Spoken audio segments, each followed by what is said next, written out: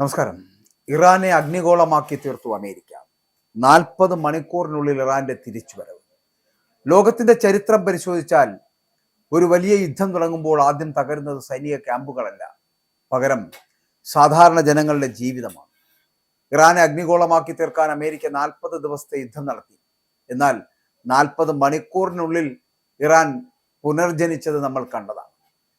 വൈദ്യുതി മുടങ്ങും, ഇന്ധനം അപര്യാപ്തമാകും, റെയിൽപാതകൾ നിലക്കും, വ്യവസായങ്ങൾ അടയും, ബാങ്കിംഗ് മേഖല ആശയക്കുഴപ്പത്തിലാകും. യുദ്ധത്തിന്റെ പൊടി അടങ്ങും മുൻപേ ഒരു രാജ്യത്തിന്റെ സമ്പദ് വ്യവസ്ഥ മുട്ടുകുത്തുന്നത് നാം പലതവണ കണ്ടിട്ടുണ്ട്. എന്നാൽ അടുത്തിടെ ഇറാനെ ചുറ്റിപ്പറ്റിയുണ്ടായ 40 ദിവസത്തെ അമേരിക്ക ഇസ്രായേൽ ആക്രമണ സംഘർഷം ഈ പൊതുസങ്കല്പത്തെ ചോദ്യം ചെയ്യുന്ന സംഭവമായി മാറിയിരുന്നു.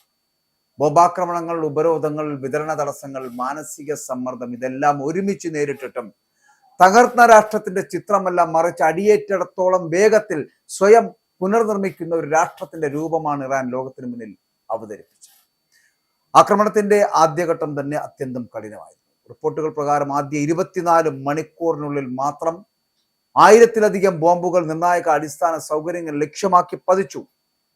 സാധാരണയായിട്ട് ഇത്തരം ആക്രമണങ്ങൾ രാജ്യത്തിന്റെ വൈദ്യുതി ശൃംഖല, ഗതാഗത സംവിധാനം, എണ്ണ സംഭരണ കേന്ദ്രങ്ങൾ, തുറമുഖങ്ങൾ, വ്യവസായ മേഖലകൾ ഇവയൊക്കെ തകർക്കാനാണ് ഉപയോഗിക്കുന്നത്. ലക്ഷ്യം സൈനിക ജയം മാത്രമല്ല, സാമ്പത്തിക ജീവിതം നിശ്ചലമാക്കുക എന്നതുമാണ്. എന്നാൽ ഇറാനിൽ പ്രതീക്ഷിച്ച വ്യാപകമായിട്ടുള്ള തകർച്ച സംഭവിച്ചില്ല എന്നതാണ് ശ്രദ്ധേയമായത്. ചില സ്ഥലങ്ങളിൽ നാശനഷ്ടങ്ങൾ ഉണ്ടായെങ്കിലും രാജ്യത്തിന്റെ ആകെ പ്രവർത്തനം പൂർണ്ണമായിട്ട് നിലച്ചുപോയില്ല എന്നതാണ്. വെടിനിർത്തൽ പ്രഖ്യാപിക്കപ്പെട്ടപ്പോൾ പലരും കരുതിയത് അഭയാർത്ഥികളുടെ നീണ്ട നിരകൾ, തകർന്ന നഗരങ്ങൾ, ശൂന്യമായ വിപണികൾ, അന്ധകാരത്തിൽ മുങ്ങിയ പട്ടണങ്ങൾ എന്നിവയുടെ ചിത്രങ്ങളായിരിക്കും ലോകമാധ്യമങ്ങളിൽ നിറയുക എന്നതായിരുന്നു. പക്ഷേ യാഥാർത്ഥ്യം വ്യത്യസ്തമായി. അതിർത്തികളിലേക്ക് ജനപ്രവാഹം ഉണ്ടായില്ല. ആഭ്യന്തര വിപണികൾ പൂർണ്ണമായിട്ട് തകർന്നില്ല. ഗതാഗതവും വൈദ്യുതി വിതരണവും പൂർണ്ണമായി നിലച്ചില്ല. അതായത് യുദ്ധം നേരിട്ട ഒരു രാഷ്ട്രം ജീവൻ നിലനിർത്തിയില്ല, പ്രവർത്തനക്ഷമത നിലനിർത്തി എന്നതാണ് പ്രധാനപ്പെട്ട കാര്യം. ഇറാന്റെ പ്രതിരോധ ശേഷി ഏറ്റവും ശക്തമായിട്ട് തെളിയിച്ച ഉദാഹരണങ്ങളിൽ ഒന്നാണ് റെയിൽവേ അടിസ്ഥാന സൗകര്യങ്ങളുടെ പുനർനിർമ്മാണം. രാജ്യത്തിന്റെ വ്യാവസായിക ഹൃദയഭൂമിയുമായിട്ട് തുറമുഖങ്ങളെ ബന്ധിപ്പിക്കുന്ന നിർണായക പാലങ്ങൾ ആക്രമണത്തിൽ തകർന്നിരുന്നു. സാധാരണ സാഹചര്യത്തിൽ ഇത്തരം കോൺക്രീറ്റ് പാലങ്ങൾ പുനർനിർമ്മിക്കാൻ മാസങ്ങളോ വർഷങ്ങളോ വേണ്ടിവരാം. പക്ഷേ ഇറാനിൽ മണിക്കൂറുകളും ദിവസങ്ങളും കൊണ്ട് പുനഃസ്ഥാപനം നടന്നു എന്നുള്ളതാണ്. ചില പാലങ്ങൾ 40 മണിക്കൂറിനുള്ളിൽ വീണ്ടും തുറന്നു എന്നുള്ളതാണ്. ഏതാനും ദിവസങ്ങൾക്കുള്ളിൽ തന്നെ പ്രധാന ട്രെയിൻ സർവീസുകൾ പുനരാരംഭിച്ചതായിട്ടുള്ള റിപ്പോർട്ടുകൾ അവിടെ സൂചന നൽകുന്നു. യുദ്ധത്തിന്റെ നടുവിലും ചരക്ക് ഗതാഗതം നിലനിർത്തുവാൻ കഴിഞ്ഞ ഇറാന്റെ സാമ്പത്തിക ജീവശക്തിയുടെ കേന്ദ്ര ഘടകമായി. ഒരു രാജ്യത്തിന്റെ സമ്പദ് വ്യവസ്ഥയിൽ ഗതാഗതം നാഡീവ്യൂഹം പോലെയാണ്. റെയിൽപാതകൾ, റോഡുകൾ, തുറമുഖങ്ങൾ എന്നിവ നിലച്ചാൽ ഭക്ഷ്യവിതരണവും വ്യവസായ ഉൽപാദനവും കയറ്റുമതിയും ഒരുമിച്ച് ബാധിക്കും. ഇറാൻ അത് തന്നെയാണ് ആദ്യം സംരക്ഷിക്കുവാൻ ശ്രമിച്ചത് എന്നുള്ളതാണ്.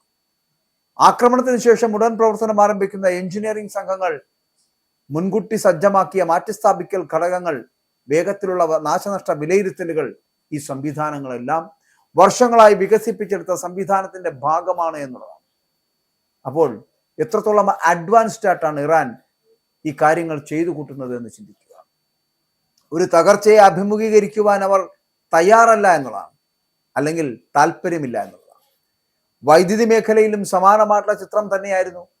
സബ്സ്റ്റേഷനുകൾക്ക് കേടുപാടുകൾ സംഭവിച്ചിട്ടും പൊതുജനങ്ങൾക്ക് വൈദ്യുതി വിതരണം പൂർണ്ണമായി നിലച്ചില്ല എന്നുള്ളത് ബന്ധപ്പെട്ട അധികാരികൾ അവകാശവാദം ഉന്നയിക്കുന്നതാണ്.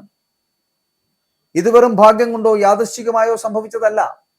ഊർജ വിതരണത്തെ ഒരൊറ്റ കേന്ദ്രത്തിൽ ആശ്രയിക്കാതെ വിവിധ ഭാഗങ്ങളായിട്ട് വിതരണം ചെയ്യുന്ന ഒരു മാതൃക, പ്രാദേശികമായി നിയന്ത്രിക്കാവുന്ന ശൃംഖലകൾ, വേഗത്തിൽ മാറ്റിസ്ഥാപിക്കാവുന്ന ഉപകരണങ്ങൾ എന്നിവ ഇതിന് പിന്നിൽ പ്രവർത്തിച്ചു എന്ന് വിലയിരുത്തപ്പെടേണ്ടി വരും. ഒരു വലിയ ആക്രമണം വന്നാലും മുഴുവൻ സംവിധാനം ഒരേ സമയം തകരാതിരിക്കുവാനുള്ള മുൻകരുതലുകളാണിത് എന്നതാണ്. ഇറാന്റെ വ്യവസായ സ്വയം പര്യാപ്തതയും ഈ പ്രതിരോധ ശേഷിയിൽ നിർണായകമായിട്ടുള്ള പങ്കുവഹിച്ചു. പവർ പ്ലാന്റുകൾക്കും വ്യാവസായിക കേന്ദ്രങ്ങൾക്കും ആവശ്യമായിട്ടുള്ള ആയിരക്കണക്കിന് ഉപകരണങ്ങൾ ആഭ്യന്തരമായി നിർമ്മിക്കുവാനോ നവീകരിക്കുവാനോ രാജ്യത്തിന് കഴിഞ്ഞു എന്ന അവകാശവാദങ്ങൾ ഉണ്ട് എന്നുള്ളതാണ്. ഉപരോധങ്ങൾ മൂലം ഇറക്കുമതി ബുദ്ധിമുട്ടായ വർഷങ്ങളിലുടനീളം ഇറാൻ നിർബന്ധിതമായി വികസിപ്പിച്ചെടുത്ത ഒരു മാതൃകയാണിത്.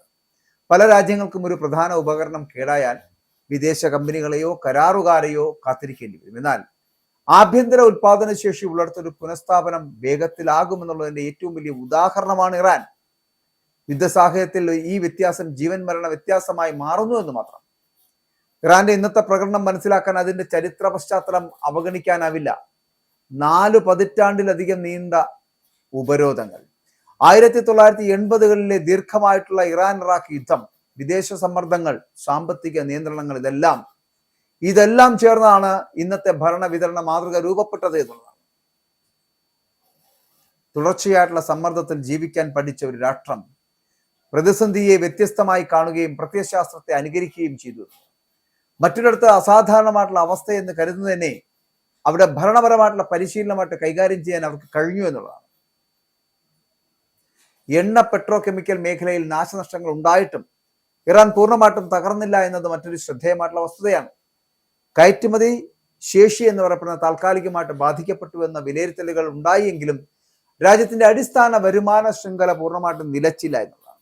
കാരണം ഉൽപാദന കേന്ദ്രങ്ങൾ മാത്രം സംരക്ഷിച്ചതല്ല, നാശനഷ്ടം സംഭവിച്ച ഉടൻ പ്രവർത്തനം പുനരാരംഭിക്കുവാൻ വേണ്ട മാനവ വിഭവശേഷിയും സാങ്കേതിക സംവിധാനവും സജ്ജമാക്കിയിരുന്നു എന്നതാണ്. അതാണ് ഇറാന്റെ പ്രത്യേകത. മനുഷ്യരുടെ പെരുമാറ്റവും സമ്പദ് വ്യവസ്ഥയുടെ ഒരു പ്രധാന സൂചകമായിട്ട് പറയട്ടെ. യുദ്ധം തുടങ്ങിയാൽ സാധാരണയായിട്ട് ജനങ്ങൾ സുരക്ഷിത രാജ്യങ്ങളിലേക്ക് ഒഴുകുകയാണ് പതിവ്. സിറിയയിലും യുക്രൈനിലും നാം കണ്ടതാണ്. എന്നാൽ ഇറാന്റെ കാര്യത്തിൽ ചില റിപ്പോർട്ടുകൾ മറിച്ചൊരു പ്രവണത ചൂണ്ടിക്കാട്ടി. വിദേശത്തിരുന്ന ചില കുടുംബങ്ങളോടൊപ്പം നിൽക്കാൻ രാജ്യത്തേക്ക് മടങ്ങി വന്നവരുണ്ട്. ഇത് വെറും ഒരു ദേശസ്നേഹത്തിന്റെ പ്രകടനം എന്നതിലുപരി ആഭ്യന്തര ജീവിത സംവിധാനത്തിൽ അവർക്കുള്ള വിശ്വാസത്തിന്റെ സൂചനയായിട്ട് തന്നെ നമുക്കിതിനെ കാണേണ്ടി വരും. ഇറാന്റെ പ്രകടനം കൂടുതൽ വ്യക്തമായി മനസ്സിലാക്കാൻ അതിനെ തകർന്ന രാഷ്ട്രങ്ങളുമായി താരതമ്യം ചെയ്യേണ്ടതില്ല, സമ്പന്ന അയൽ രാജ്യങ്ങളുമായിട്ട് താരതമ്യം ചെയ്യുന്നതാണ് പ്രസക്തം എന്നുകൂടി പറയട്ടെ. ഗൾഫ് മേഖലയിലെ സമ്പദ് വ്യവസ്ഥകൾ വൻ വരുമാന ഉള്ളവയായിട്ടും ഊർജ കയറ്റുമതിയിൽ അതിയായിട്ട് ആശ്രിതമാണവർ. മറ്റുള്ളവരെ ആശ്രയിച്ച് ജീവിക്കുന്നവരാണ്. വിതരണ ഊർജ മേഖല ശൃംഖലകളിൽ ചെറിയ തടസ്സം വന്നാലും വലിയ ആഘാതം ഉണ്ടാകാം എന്നുള്ളതാണ്. അതേസമയം നേരിട്ടുള്ള ആക്രമണം നേരിട്ടിട്ടും അടിസ്ഥാന സേവനങ്ങൾ തുടരുവാൻ കഴിഞ്ഞത് ഇറാന്റെ വ്യത്യസ്ത ഘടനയെ തെളിയിക്കുന്നു എന്നതാണ്. സമ്പത്ത് മാത്രം സ്ഥിരത നൽകുന്നില്ല, സംവിധാനത്തിന്റെ രൂപകൽപ്പനയാണ് സ്ഥിരത നൽകുന്നത് എന്നതാണ്. അപ്പൊ ഇന്ത്യ പോലുള്ള വലിയ സമ്പദ് വ്യവസ്ഥകൾക്ക് പോലും ഊർജ വിതരണ പ്രതിസന്ധികൾ, വിലക്കയറ്റം, വിതരണ തടസ്സങ്ങൾ എന്നിവ ഉണ്ടാകുമ്പോൾ ദൈനംദിന ജീവിതം ബാധിക്കപ്പെടുന്നത് നമുക്ക് പരിചിതമാണ് എന്നുള്ളതാണ്. ഈ പശ്ചാത്തലത്തെ നോക്കുമ്പോൾ ബോംബാക്രമണത്തിനിടയിലും വൈദ്യുതി വിതരണം, ഗതാഗതം, വ്യവസായ പ്രവർത്തനം എന്നിവ നിലനിർത്തുവാൻ ഇറാൻ നടത്തിയ ശ്രമം കൂടുതൽ ശ്രദ്ധേയമാകുന്നു എന്നതാണ്. ഇറാൻ തകർന്നു എന്നല്ല ഇതിനർത്ഥം. നാശനഷ്ടങ്ങളും പ്രയാസങ്ങളും അവർക്കും ഉണ്ടായിട്ടുണ്ട്. എന്നാൽ തകർച്ചയേക്കാൾ വേഗത്തിൽ അവർ തിരിച്ചു വന്നു എന്നുള്ളതാണ്. എത്ര വലിയ അടിയേറ്റാലും വീഴാതെ പൊരുതി നിൽക്കാൻ കഴിഞ്ഞു എന്നതിനടുത്താണ് ഇറാന്റെ വിജയം എന്ന് പറയുന്നത്. ഇറാന്റെ ഈ അനുഭവം ലോകത്തിന് ഒരു വലിയ പാഠം നൽകുന്നു. ഭാവിയിലെ യുദ്ധങ്ങളിൽ ജയിക്കുക എന്നത് ആയുധങ്ങളുടെ എണ്ണം കൊണ്ട് മാത്രം തീരുമാനിക്കപ്പെടില്ല എന്നും, ആക്രമണത്തിന് ശേഷം ആരാണ് വേഗത്തിൽ ലൈറ്റുകൾ തെളിയിക്കുന്നത് എന്നും, ട്രെയിനുകൾ ഓടിക്കുന്നത് എന്നും, ഇന്ധനം എത്തിക്കുന്നത് എന്നും, ഫാക്ടറികൾ പ്രവർത്തിപ്പിക്കുന്നത് എന്നും, ജനങ്ങളെ രാജ്യത്ത് നിലനിർത്തുന്നതെന്നും നോക്കുമ്പോൾ അതാണ് യഥാർത്ഥ ശക്തി നിർണ്ണയിക്കുക. അപ്പോൾ ആ അളവുകോലിൽ നോക്കുമ്പോൾ ഇറാൻ വെറും ഒരു യുദ്ധം അതിജീവിച്ച രാജ്യമല്ല. പ്രതിസന്ധിയെ എഞ്ചിനീയറിംഗ്, സംഘടന, സാമൂഹിക മനോഭാവം എന്നിവ കൊണ്ട് നേരിടാൻ കഴിയുന്ന ഒരു മാതൃകയായി മാറിയിരിക്കുന്ന രാജ്യമാണെന്ന് പറയുന്നത്. അതിനാലാണ് ഇന്നത്തെ പശ്ചിമേഷ്യൻ രാഷ്ട്രീയത്തിൽ ഇറാനെ കുറിച്ചുള്ള ചർച്ച മിസൈലുകളിലോ ഉപരോധങ്ങളിലോ മാത്രം ഒതുങ്ങാത്തത്. ലോകം ഇപ്പോൾ ചോദിക്കുന്നത് മറ്റൊന്നാണ്. ഒരു രാജ്യം എത്ര വേഗത്തിൽ സ്വയം നിർമ്മിക്കാനാകും അല്ലെങ്കിൽ പുനർനിർമ്മിക്കാനാകും? ആ ചോദ്യത്തിന് ഇറാൻ നൽകിയ മറുപടിയാണ് ഇത്രയും ശ്രദ്ധ നേടുന്നത്. ഇറാനെ അമേരിക്ക അഗ്നിഗോളമാക്കി തീർക്കുവാനുള്ള ശ്രമം നടത്തി. അതിൽ സമ്പൂർണമായിട്ടും അല്ലെങ്കിൽ പരിപൂർണമായിട്ടും വിജയിച്ചില്ല എങ്കിലും ചിലയിടങ്ങളിൽ ആ വിജയം അമേരിക്കയ്ക്ക് നേടാൻ കഴിഞ്ഞു എന്നുള്ള കാര്യത്തിൽ തർക്കമില്ല. പക്ഷേ അവിടെയാണ് ഞാൻ പറഞ്ഞത്, ഒരു രാജ്യം എത്ര വേഗത്തിൽ സ്വയം പുനർനിർമ്മിക്കാനാകുമെന്നുള്ളതിന്റെ ഏറ്റവും ഉത്തമ ഉദാഹരണം ഇറാനാണ്. 40 മണിക്കൂറിനുള്ളിൽ ഇറാന്റെ തിരിച്ചുവരവ് ലോകം കണ്ടതാണ്. ഇതൊരു മാതൃകയാണ്.